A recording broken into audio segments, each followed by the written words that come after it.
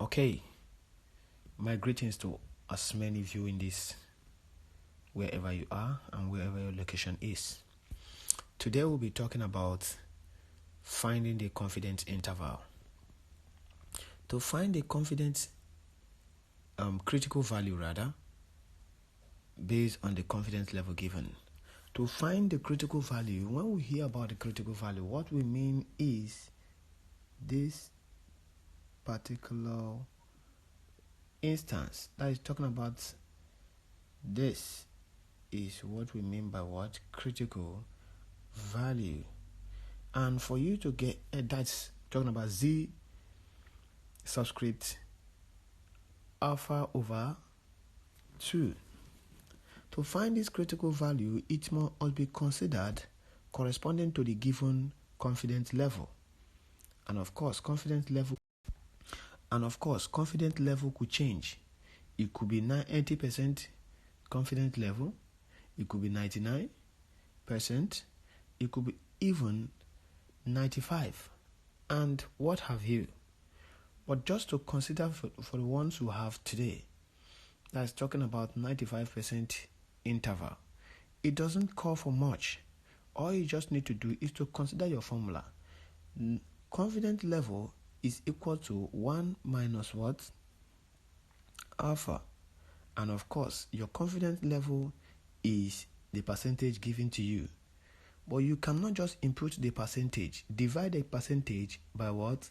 100. That is 95 divided by 100, which apparently gives you what you have as 0.95. With a clearer on going further, you will discover that at this point, substitute into a concept of this formula that you have for you to get your alpha. And that to be very made easy. When you substitute, just make your alpha your subject of formula, and then you will get the value of alpha to be what? 0.05. At this point, you've been able to achieve your alpha. But did you just end there? No. You have not discovered the one that involve alpha over what? 2. So divide the value you get as an alpha, divide it by 2. When you divide it by 2, you are having 0.025. Of course, 0.025. On the knowledge of critical value, you discover that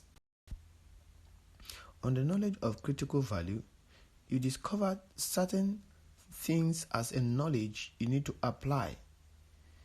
And that knowledge comes as a result of what you should know. How? Everything about what you have just done is just in parts of the bell shape of the curve that is a Z curve. And this is what we mean.